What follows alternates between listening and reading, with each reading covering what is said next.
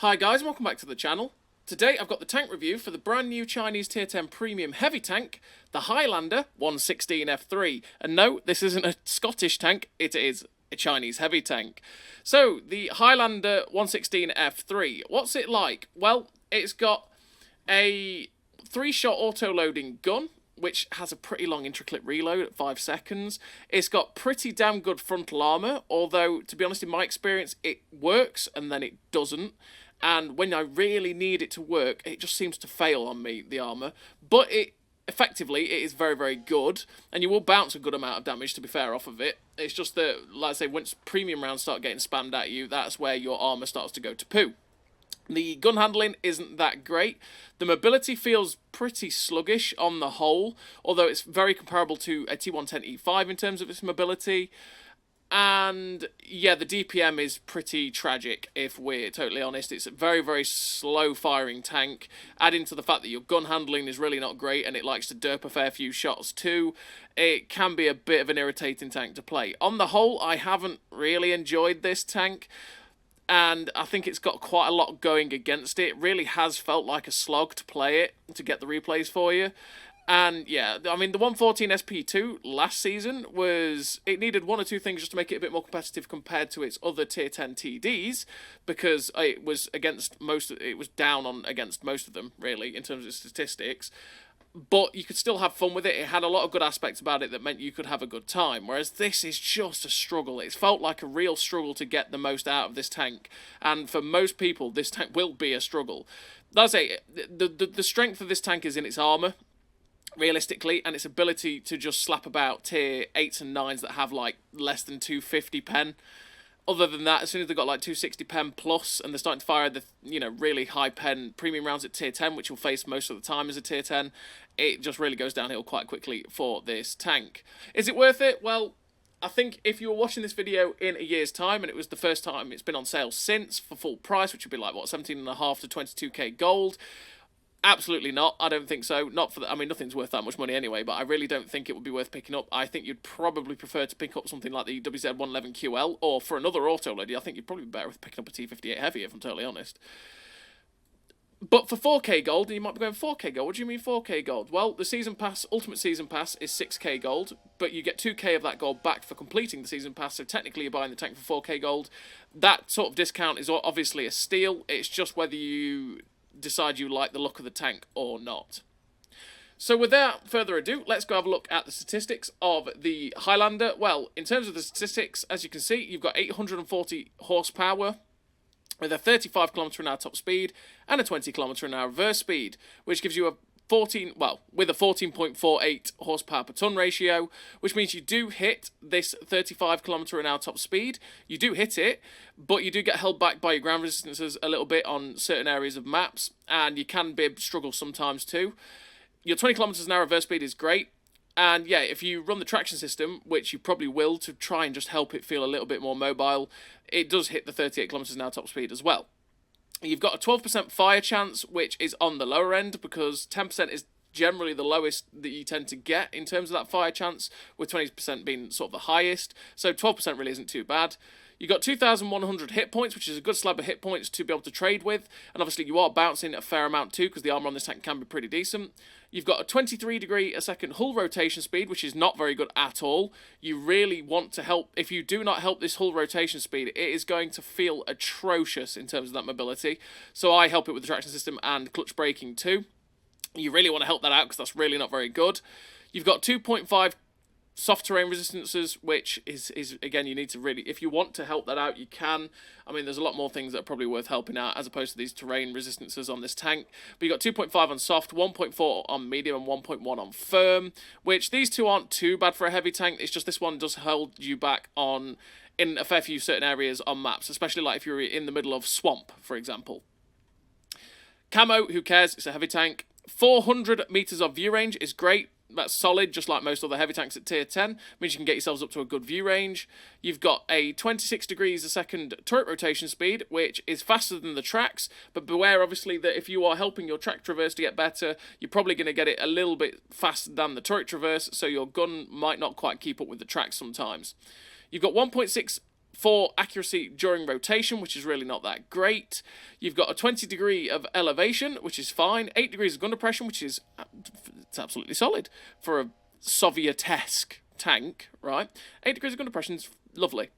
You've got 40-second reload, which is really not very nice. You get it down to about 30 seconds with a food boost and 32 seconds with the build I'm going to show you. You got 0.42 accuracy, which is really not very nice. 3.67 accuracy during movement, which again isn't great. 2.9 second aim time, which is again it feels like it takes you forever to get this gun aimed in. 3 shots in your clip, like I say, with a 5-second intro clip, which just means it feels like it takes forever to get these shots off.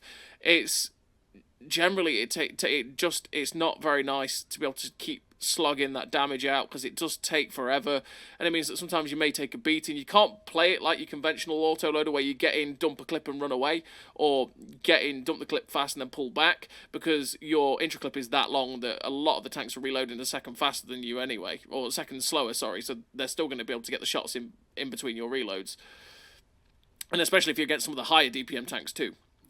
You do have 266 penetration on your standard AP round, though, which is beautiful. 325 penetration on the APCR round, which is fantastic.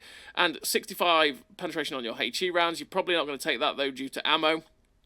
With a 530 alpha damage, which is really, really nice for this 130mm gun. That is one of the strengths of the tank, is the fact that the alpha does slap, which is great.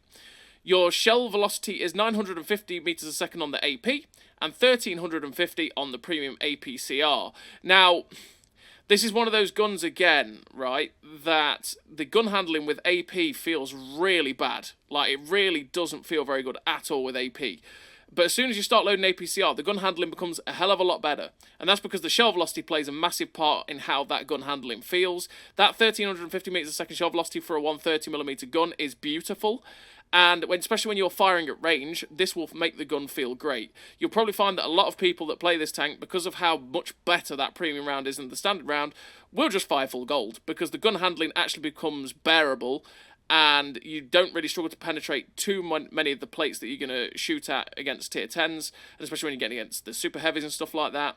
And because the shell velocity is the main key factor in how good that premium round will feel, so you'll find that most people will just spank the premium rounds, because that is the way to go. And most people who say the gun handling doesn't feel that bad will probably be firing full prem, if we're honest. Because, like I say, it's just one of those guns. It's like the Object 780, for example, where the gun goes from feeling like meh to okay to like godly with that premium round. I can't understate how good that premium round does feel with that shell velocity.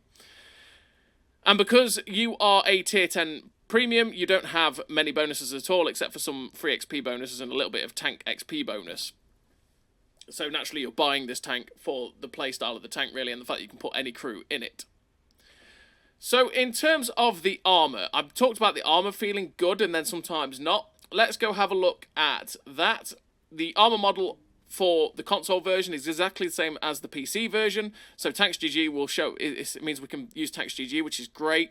So, as you can see, this upper plate is really good at 320 effective, right? Which is a bit of a problem, because as soon as you get some of the heat rounds from 340 heat pen guns, like E5s, T57 heavies, etc., and there's a lot of those guns, they start to be able to go through this upper plate, which can be really irritating. And obviously when you're facing things like the Tyrann as well, and the 268 version 5, and they're firing their really high pen heat rounds, they're going through your upper plate, which is, again, really irritating.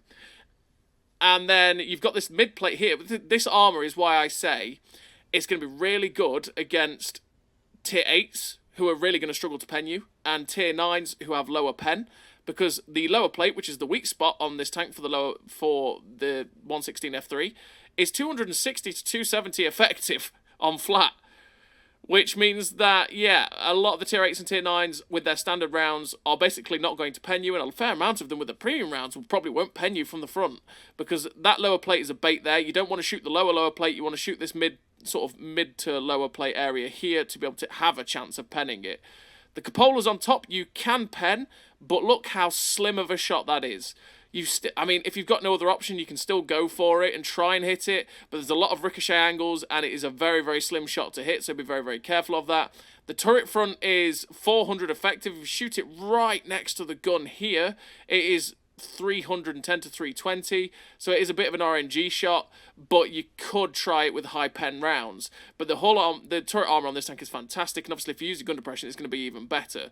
I mean, if you look at this and we fire its own premium rounds at it, which is 325, you can see that you can just about go through right next to the gun manlet here and here, and you've got more of a chance of going through the cupola again, or some of the little bar here next to the cupola too.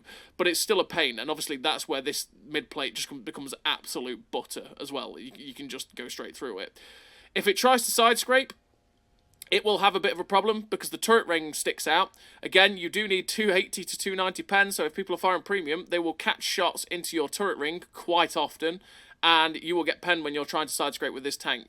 With the way that the Armour model looks, though, in terms of the visual model, though, it's quite hard to see this, so it's not like a protruding, really easy to spot shot to take. But yeah, it is a problem for the tank as well, kind of like the FV215B has been for a very, very long time. And the back end is butter for any HE guns. As you can see, 60mm of thickness means that most of the HE guns at tier 10 and tier 9 will go through your back end and the back of your turret, so be very, very careful. But yeah, that's what the armor's like, as you can see.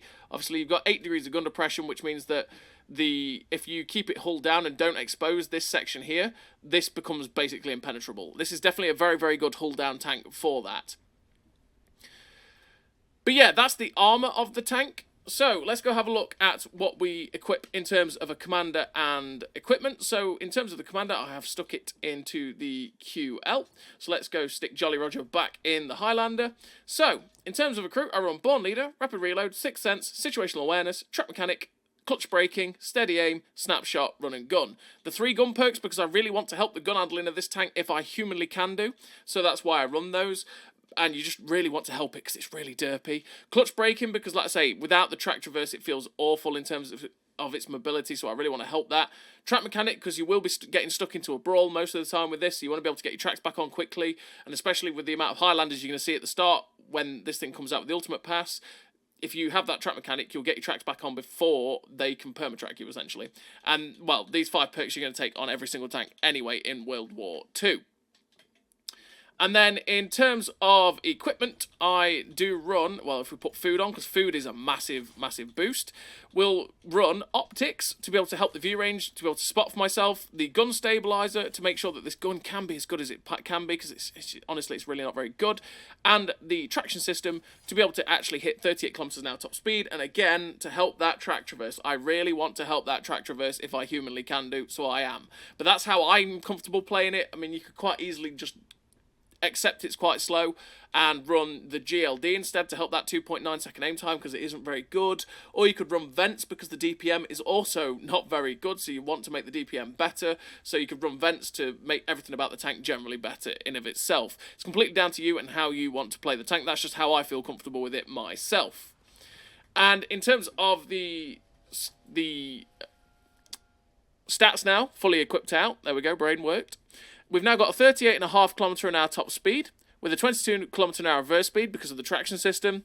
We've got a 27.58 degrees a second hull rotation, which is a hell of a lot better than 23. Still not great, but a hell of a lot better. We've got 512 meters of view range, which means we're going to spot for ourselves quite nicely. We've got 28.24 degrees a second turret rotation, which means the turret rotation has still stayed better than the hull rotation, which is nice. The accuracy is down to 0.87 on turning the turret, which is definitely a lot better. We've got a 32.41 second reload on this clip, which again is still very slow, added in with the 5-second intra clip. You've now got a 2.31 accuracy during movement, which is again a lot better than it was, but it's still not very good. You've got 2.67 second aim time as well, which is again is still pretty damn slow to aim in. And yeah, that's pretty much the statistics of the 116F3 while fully equipped with this setup.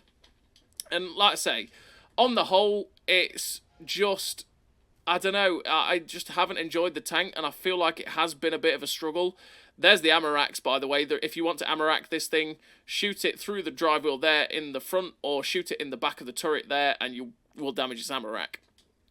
But yeah, on the whole, I haven't really enjoyed it. If you were paying full price for it, would I say it's worth it? Hell no, I wouldn't say it at all. I have found it fairly unenjoyable, just because of all the things combined, like with the gun handling being derpy, the DPM not being very good, the armor being very good, but hit and miss, if you catch my drift. and the intra-clip reload just being slow. It's just felt like such a slog to play, and I wouldn't say it's worth it for the full price. For the 4K gold you spend from the Ultimate Pass, I mean, that's always a bargain in terms of that pricing, but it's really down to you and if you think you will enjoy this tank. So what I'm going to do is send you over to the replays where you can see some of the average games for the tank and then one or two of the better games I've had in it, and then you can make your mind up on this tank. I also, by the way, think it's a sick looking tank. It does look really cool though, and it's one of those tanks that I do wish was better because it just looks so cool, but hey ho. So as always everybody, I'm going to send you over to the old replays. So here we are in the replays with the Highlander 116F3, and we're on the first game, which is on steps. And on steps, what I'm going to do with this encounter spawns, I'm going to basically push the tank straight over towards where the enemy spawn and get myself to the little ridge line at F2. Why? Because I can basically get hulled down there. I can try and shoot people that attack down the 1-2 line, especially if they push quite aggressively. You can get some early shots into them from that little ridge line that's directly in front of us there. But also, you can get shots at people like light tanks that are crossing the open, like on my right-hand side. And also, anyone that decides to camp at, say, C5, you can also shoot them too. And sometimes you can get a bit of assistance from spotting people like we are here with that Projector 54, etc., from the people that sit behind. It's just a good aggressive push, but you're seeing that with this, we are just about getting there to our top speed. We get here to find the Centurion AVRE, we put one shot into the AVRE, and here's where the intra-clip feels like a long time. Finally get the clip in, well, sorry, the shot in, and we put him down to a one-shot, but we just cannot get the intra-clip in to be able to get another shot into that AVRE to shut it down. The Highlander and in front of us ends up getting a shot in to Penners, which is sad. We're just looking for a shot into his lower plate, but we ricochet, because at that sort of angle, our 266 pen is it's just not going to work. If we're honest, it's just not going to work, because as soon as we angle up, or as soon as he angles up to that sort of angle, with our standard pen on a flat looking at it, we're less than a 50-50 to actually go through our own lower plate with standard rounds. And at that angle, yeah, it bounced, because less than a 50-50 chance on a flat surface, yeah, it's not going to go when it's that angled.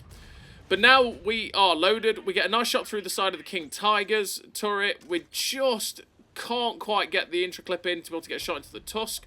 But he clearly hasn't realised that we're here, or just hasn't noticed us whatsoever, because he just keeps poking up. So we're just going to wait to see if he does it again. There we go. We get a big shot through the side of him, and that puts him down to a one-shot. We're now detected, so I'm thinking, okay, that's that King Tiger or something like that. We saw the shot came from those bushes over there, and you can see if we just aimed a little bit more to the right, we probably would have blind-fired that tank, whatever it was. I think it might have still been the King Tiger, but unfortunately we didn't hit it. But you're just seeing a bit of the frustration with the long intra-clip, and then you've got the long reload on top of that. Like, long intra-clip tanks, like the Italian tank destroyers, and say a T-58 Heavy, they have long intra-clips, but their reload for what their clip potentials are really isn't that bad, right? It reloads pretty quickly. This thing feels like it still reloads really, really damn slow, and you've also got a bad intra-clip reload on top of that to boot. And then gun handling that likes to do that too, which is just, It loves to do that, honestly, and it's so frustrating when it does do it. So we're now pushing forwards. We get a nice shot snapped into the back chat 155.55. We've got one shell left. I'm thinking, can I get it into the King Tiger? Probably not, so we're going to see if we can try and get it into this Tyran that's running away. He ends up popping a shot on the move, which means I know I'm safe to poke out and get the shot in, and we put the big shot in for 486. And this is what I mean. This gun, the one thing that is going for this gun is the fact that your alpha at 530 is a really, really nice big slab of hit points to take off people, and you can trade quite effectively with that alpha damage. And 530 is nothing to be sniffed at. It's pretty damn nice. So we're nearly finally loaded again, and we're just waiting for it to get in so that we can try and see if we can get a shot at these guys. We do have a shot at this 50 TP. Aim the shot in, it went really low, but thankfully it still went into that 50 TP. I mean, we had his whole side there. Most of his side was in the reticle, and the shot went extremely low. But like I said, we luckily still got the shot into pen it. We go for the shot into the Waffle Panzer IV, and you're seeing with the shots at distance what I mean about this gun. The shells seem to loop with the shell velocity at 950 meters a second. the shells really feel like they loop, which means that if you're trying to hit a thin, weak spot, it just tends to fly over the target as opposed to hitting where you want to, and it's really, really, really awkward. Whereas if you fire the APCR and you have the 1350 meters a second shell velocity, it feels like the shell doesn't loop whatsoever, and it flies straight as an arrow into exactly where you want to, which is why I feel like the premium round is just so much better than the AP round on this tank, and why a lot of people will probably just spam the APCR round. And yeah, it just makes the gun handling feel a lot nicer than it actually is. So you can see we're trying to get towards this Terran on steps, but the T100LT has this covered, and the T100LT finishes off that Terran. And we finish the game with 4,080 damage, 1,050 assistance, the epic victory. We're not even on the top 3 there, because it's a fairly average game, really, for a tier 10. 1760 blocked. The 1074 base XP, like I say, a fairly average game there for the 116 F3. It's a pretty average game, really, for a tier 10 in general. I mean, especially for a tank that does 530 alpha, and there's not even 10 shots of damage. And it felt like a struggle in general to get up to that. And that's just the way that this tank feels. It feels like a slog. It really has not been the most enjoyable tank to play. Which, like I say, is a shame, because in terms of the looks, this tank looks amazing. I really like just how this tank looks in terms of its design. It is a very, very nice tank to look at. It's just a shame that it doesn't quite live up to it in terms of its performance half the time. So we're on to the second replay, and the second replay, we are on this map, which is Round Like a Donut, Duck La Pass. There we go. It's not Round Like a Donut in World War II, but it's like that in Cold War. And we are going to push the heavy tank brawling flank. So we're going to try and push ourselves up to H8, get as close to that rock as possible, because that will save us from getting shot from people that are about D7, D8. And we can then use the rock to sort of side scrape off, get a little bit hull down in certain situations, you know, all the good stuff. And the thing is with this flank, if you don't have enough backup, it's going to go badly very, very quickly. But look how many people have come with us. So this is beautiful. This is the perfect situation for this flank, for this map. And that is the fact that we've got all the backup in the world. A lot of them have gone low ground, so us on the high ground shouldn't be too bad in general, because we can spot them on the high ground, distract them, and those on the low ground then can get shots up into those enemy tanks that we do spot. So far, nothing. We've not found anything, we've not seen anything, nothing has been spotted. So what we're going to do is hug this rock as close as we can, and then poke around and see if we can find stuff, and it's like, oh boy, that's a E4. And an IS-22, I was thinking, oh, maybe I can get a shot into the IS-22. Nope, the Highlander gets a shot into our side, which I was kind of hoping he wouldn't. I was looking at the E4 going, oh, is he out in the open? Can I get a shot into his lower plate? No, unfortunately, he's perfectly covered in terms of his lower plate, and we were never going to pen his cupola with 266 pen, so we end up pulling back. But we do bounce the APCR round from that E4, though, which is great. We're going for the cupola shot on the Tortoise, straight in. Beautiful scenes. First shot of damage of this game. We're going for the next cupola shot, and unfortunately it ricochets. Can we get a third shot towards this Tortoise cupola? Just looking at the thin shot onto it, and unfortunately it goes nowhere near, but that shot realistically never had a chance of going in. So unfortunately we only get one shot pen out of the 3, and we're stuck in this pretty damn long reload again, and all we can do is just sit and go, well, I've missed, now I reload, and I wait, so that I can become effective again. So the E100 is charging forward, and he's not spotting anything. It's like, okay, this guy's not spotting anything yet, let's push forward. Oh, there's the 2 Highlanders in front, there's the E4. Tortoise again, go for the cupola shot, and it goes low and hits the superstructure. The other Highlanders are trying to come over. I'm just trying to look for another shot into the Tortoise, but the Highlander on our left gets a shot into our side, and it's a bit silly to stay there giving him a shot. So we're going to pull back, look for the shot into the Tortoise cupola again. That one wasn't that well aimed, so it ended up missing. The IS-22 comes out. We go for the shot into his upper or lower plate, which for 266 pen we should have been able to pen. And unfortunately, the shot went to the far right and only tracked the IS-22 instead of hitting the upper plate or lower plate where we probably would have penned that guy. So once again, the gun was... That clip, the gun was just so unhelpful. It was just so unhelpful in trying to push out damage. And again, when it's like that, it makes this reload even more frustrating, because you go, oh, if only one of those had hit. And you've got 32 seconds to sit there and go, oh, what have I done? So now we're shooting up into this Highlander. We get a nice shot into his drive wheel, which tracked him in place, but he repaired it. He comes back out. We get another shot in, trade shot for shot, but we do track him in place, and I feel like, okay, I should, if he's clearly not using trap mechanic, because we managed to get the intra-clip reload shot in to be able to re-track him in place, and we managed to dump the whole clip there into that Highlander for 1500 damage, which is really nice, and it tracked him in place for the E100 to shut him down. That is why you want to take trap mechanic on this Highlander, by the way, because like even with that 5-second intra-clip, we managed to perma-track that guy, and it meant that our friends could also shut it down.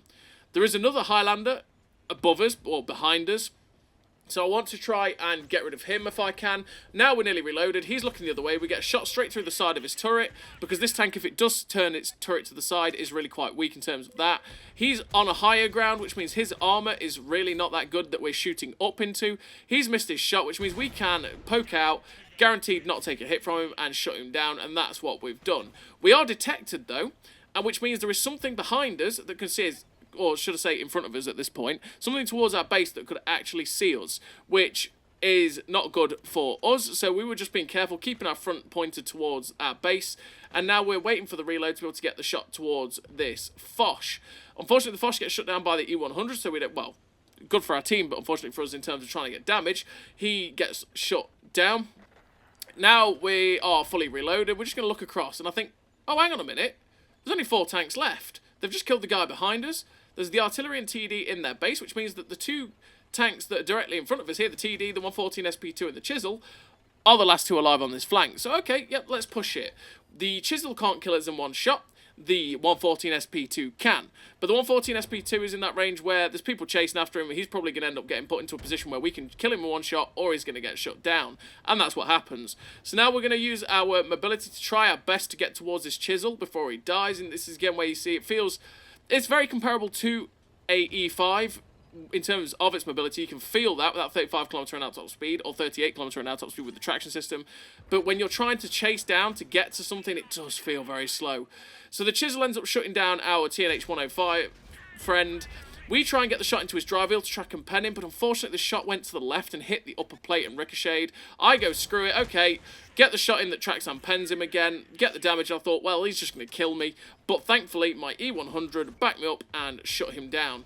We go for the shot into the Charioteer, and unfortunately the shot doesn't quite reach the Charioteer, and he gets killed by our 113 GFT. There's only 1 tank left, which is the artillery, and, well, there's a TD running towards the enemy base, which is where the artillery is, so we're probably unlikely to get anything. But you saw that the armour does work. You can bounce a good amount of shots. It's just that when you really want it to, and you've seen it as well in this game, it just gets penned. And it's really, really annoying, because it's one of those that it feels like it's built for the armour to work really fantastically, but on the whole, it's just not as reliable as it should be, if you catch my drift. And we finished that second game with a 3.8k damage, 2k assist, the 3rd class, the 1410 base XP, second on the team. Pretty decent game for the Highlander, just showing what you have to do to get something out of it. That is, you have to be patient with it. The gun can be irritating and miss a lot of shots. It feels very slow to get the damage out, and it just feels a little bit lethargic, if I'm honest, of a tank. It just feels that little bit lethargic. But maps like Ruinberg, some of the heavy tank maps, like, you know, Ruinberg, Himmelsdorf, etc., can be the sort of perfect places for this tank in general, because they've got lots of spaces where you can get brawling, you can use corners to your advantage to stay safe and, you know, pull back once you've dumped the clips, and there's a lot of areas to side scrape, etc., and use your armour effectively. But even then, on this sort of map, this tank isn't the greatest in the universe, because while your armour is pretty good, and there's a lot of spots to cover your lower plate and stuff like that, with just how close the brawling tends to be on this sort of map, it tends to feel like you really need a slow game. You need a slow burner of a game for it to actually be able to get what you want done out of it. You know, and if the games go pretty quick, this tank, with its bad DPM, etc., just sort of gets left behind a little bit. So you see, we managed to get 2 shots into the IS Desmond Tutu. We tried to snap a shot into the SU-130PM, and unfortunately we did miss that SU-130PM, but we did 1,000 damage out the first clip. Okay. We're just waiting on the reload now so that we can poke back round the corner and get the shots in. This is the perfect scenario at the minute, because we're not really being pushed, which is giving us the time to get what we want done. So we don't even pull around the corner there, and we get spotted and detected. It's like that SU-130PM's back in those bushes. We pop the blind fire, and we pen the SU-130PM there, and yeah, it's always satisfying when you do that. We didn't even pull around the corner, so we knew we got spotted and detected there by something that was in the bush next to the church. There was no way anything else could have spotted us. So it was like, well, you know what, he must be there. So we popped the shot blind, and we actually managed to hit and pen him, which is beautiful. It's always beautiful. That you can clearly feel their frustration when that happens, because they go, what? And it happens again. We get detected and spotted. Someone else pops the blind shot towards the church as well. We're not even poking around the corner, and we're getting detected. So that SU-130PM is in that bush. It's clearly just popped a shot at the guy behind me, so we're going to have time to be able to get our first shot off, and realistically, I'm not really that bothered anyway. So we put the shot at the Murat, get rid of that tier 10 medium tank, go for the lower plate of the Contracaro Mark II, and yep, the shot went high and hit the upper plate, which we couldn't pen, so it bounced. We are going for the lower plate again, and the shot goes extremely low and goes underneath the tank and only bounces off the tracks. It's what this gun does. Even at this close range, it's so frustrating that if you have to hit a lower plate that's not the biggest in the universe, you have to hit a cupola, the shots just go low or they go high and miss, and it's so frustrating because you're like, oh, come on, please, just hit these shots, bro. And the gun's like, not today. Nope, not doing that. So we're finally loaded. We go for the drive wheel of the 705A, and it goes in. It doesn't track and pen him, though. We go for the lower plate shot on this 260. Unfortunately, I didn't quite adjust for my intro clip there. Basically pulled the trigger a little bit too soon. And then we go for the shot on the big lower plate of the 260, and you can see the frustration there. Visible rage. As we tried to get the lower plate of that 260, which is a big target, and it went low and went underneath the tank and did track damage only. This gun is frustrating quite a lot of the time, and it does that all of the time. I'm trying not to sugarcoat this tank whatsoever for you. I'm trying to say that it is going to be a frustrating tank to play for reasons like that. So we're finally loaded again. The Highlander is being attacked by the E5. We've got his ass. We pop a shot into the back end of the Highlander. He gets penned by the E5. Can we get the shot in before we get shut down? And no, we can't. The MX-13105 crosses over in front of us. And is he going to go in front of the church? No, he doesn't. He actually loops round at G1, so I'm going to try and cut him off. But if you watch the map, he actually turns round. On the map, you could just about see that, so the 3105 gets spotted. He's clearly crossing the open the other way. We get one shot into his back end, just waiting for the intro clip again, making sure it's aimed, slap another shot into the back end of the 13105, and the artillery that's behind us gets shut down, and we're on a reload. So now we've got to try our best to get back towards this 13105 if we can. He takes another hit from the heavy tank. He's going to go after our artillery, which means that artillery is either going to kill him or the artillery is dead. Sad times for the artillery. And the rain does get shut down by that 13105. We're going to be nearly reloaded though, so I'm trying to put myself in a position where I can shoot straight down this alleyway if I need to try and get a cheeky shot into the 13105. But he's being chased by the light tank. And actually, he gets shut down by the Chieftain on the mid-ridge. And we finished the game with a pretty decent total there on Roenberg for the 116F3. We finished with the victory. Second on the team, 4.8k damage, 103 assistance, 2.4k blocked. The Confederate, the Sniper, the third class, the 1250 base XP. Again, a pretty average game, or a pretty decent game. Pretty average game in terms of base XP, but a pretty decent game for the Highlander 116F3 there on Roenberg. And that was the perfect situation, really, for the tank. And that was that we didn't get pushed aggressively. We had the time to keep pulling back, sit and wait, twiddle our thumbs for the reload, and then pull forward and start to get the damage. And unfortunately, with that game, that also showed the pain that is this gun. Because we could have had quite a lot more in that game. Realistically, we probably should have had more in that game. At least another 1,000, maybe 1,500 damage. But the gun just said no. And thinking of shots on the lower plate of the Contracaro Mark II, or on the big fat lower plate of the 260, where, you know, we had it dead to rights. And the shot just decided, I'm going underneath. And that's that. And unfortunately we missed, and that just meant that we missed out on that sort of damage. And it's that sort of frustration is what you're going to get from this tank, if we're honest with you. So we're on to the fourth and final replay of this video, and we are on Great Wall. That was, I was thinking about it. I was like, Empire's Border. No, that's the PC name of this map. We're on Great Wall, and on Great Wall, we are going to climb up here to this ridgeline here, so I can use my 8 degrees of gun depression. Because like I say, one of the strengths of this tank is if you can go hull down, do it. Because 8 degrees of gun depression is good. You're going to be able to use that on a fair few spots, in a fair few ridge lines, and then your armour becomes absolutely fantastic while you are hull down. It just depends on whether this gun works. So we go for the drive wheel there of the Cranvarm. Unfortunately, obviously, he's an even better tank at hull down. And it ended up hitting the upper section next to the turret. We go for the drive wheel again, and unfortunately, we ended up hitting his turret face. The second shot, though, goes straight through his turret side, because he gave us the side of his turret. And now this is where we're going to bluff this Cranvarm, because naturally we are quite a new tank, so this Cranvarm might not know what we've got. So I'm just going to make it look like I'm looking for a shot at this guy, because while we're hull down like this, I feel very confident in my turret front. I feel like I'm not going to get penned by this guy's standard rounds whatsoever, if I'm totally honest frontally, against a Cranvarm, unless I give him a silly shot into my side. And even at this angle, he ended up bouncing. And there you go. We give him the side shot because I think, well, you know what? You can have a free shot into my side if you give me a shot into your lower plate. And unfortunately, our shot went exceptionally high and hit the upper plate and bounced. We go for the shot into the side of the turret, though, and we get that into there after getting a shot into the Highlander a minute ago, which is great. We're now waiting for our reload so that we can try and help our friends that are at G4-5 so that we can distract these two Highlanders that are down there and get the shots into them. We're up to 1,500 damage so far. And yeah, it's the pain of an autoloader with a long reload. We're just stuck, waiting, hoping for the best so that we can try and get some shots in. The T95E6 that was up here got shot by something that's at the back. It's something we've got to be very, very careful of, is that there are tanks sitting back at K6, which can, as you've just seen it again, it's a beta. It's a beta. Yeah, that's going to hurt.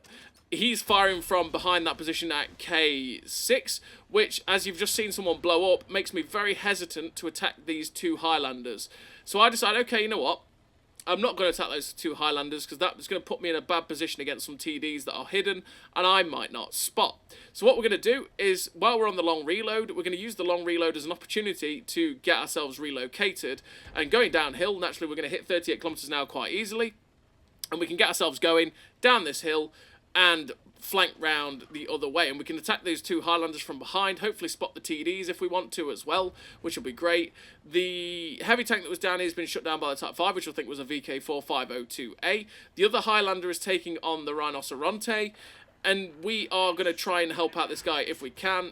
Unfortunately, we're starting to lose tanks from that middle area that were attacking those Highlanders, so I'm hoping that they hold out for long enough that I can get behind them and start putting the shots in.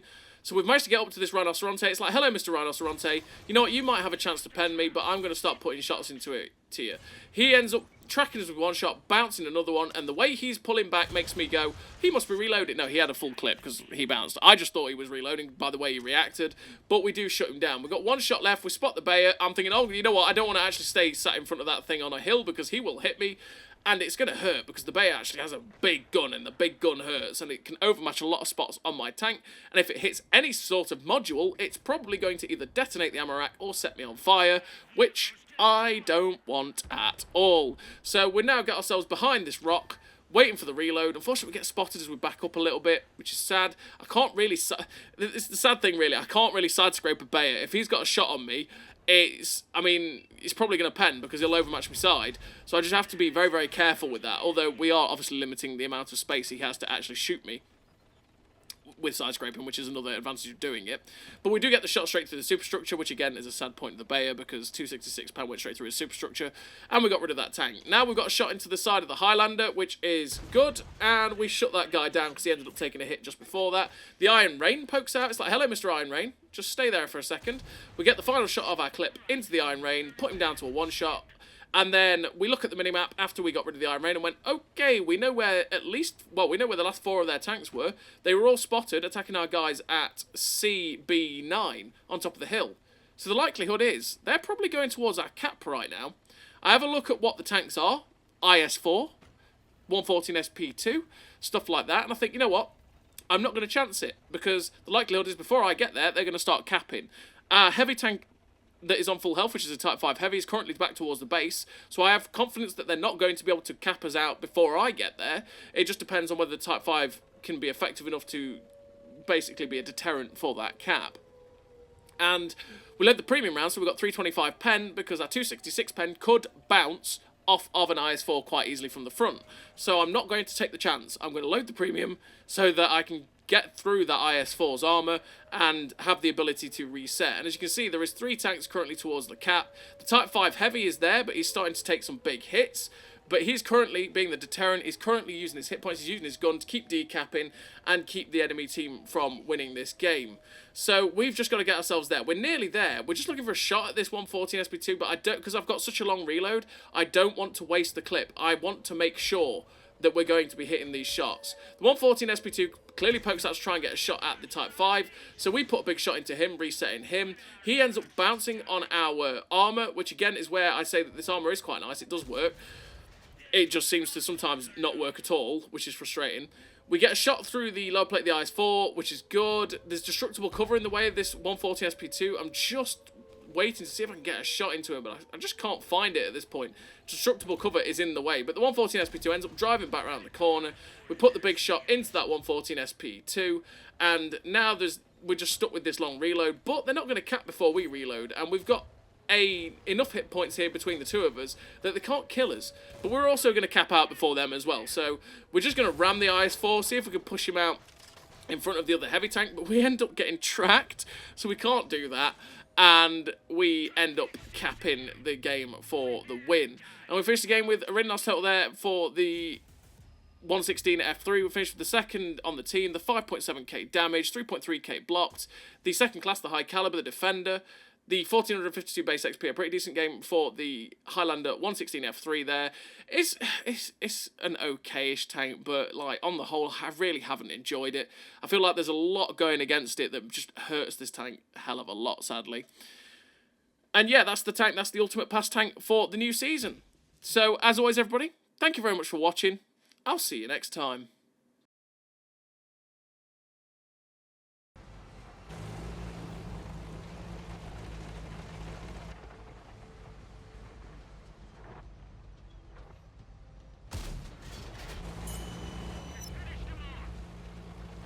A great success!